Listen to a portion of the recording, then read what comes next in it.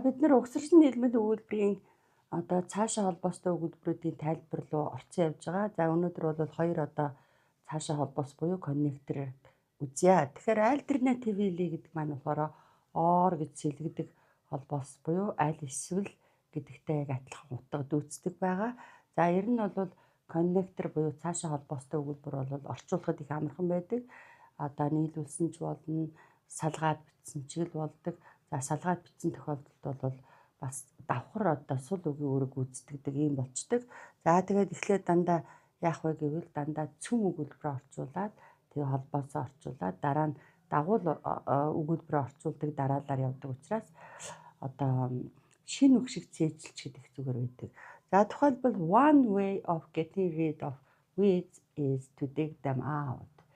За хогийн ургамлаас одоо сольж ангижрахныг арга бол зүгээр үнцээр нь ухаад гаргачих явдал юм аа гэд. Нэг одоо ийм хувилбар дэвшүүлээд одоо тэрийгээ сэлгэхдээ альтернатив хэлээ. Эсвэл одоо or гэж жагаад яах нь вэ? You can poison them гэд хоёр дахь хувилбараа дэвшүүлдэг. Та зүгээр л тэднийг бас одоо хордуулчих болох юм аа гэж. За you can go to Beijing by express train. За та хурдны галтргээр Бээжин рүү явж болох юм. Альтернатив хэлээ. Аль эсвэл гэж жагаад тийм үү? You can go by domestic transportation. За орон нутгийн одоо унааны хэрэгслээр бас явчих болох юм л да. You can celebrate your birthday in a karaoke. За чи нэг караоке төрсөдрөө тэмдэглэж болно шүү дээ.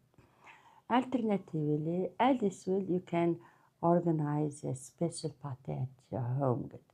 За гэртээ эсвэл нэг онцгой үйлчлэг бас зохиочих болно шүү. Тэгээд X гэдэг одоо мэдээлэл хувилбар дэвшүүлээд тэгээд тэрийгээ сэлгээд Y-гээр яах нь сэлгдэг байх нь шүү дээ.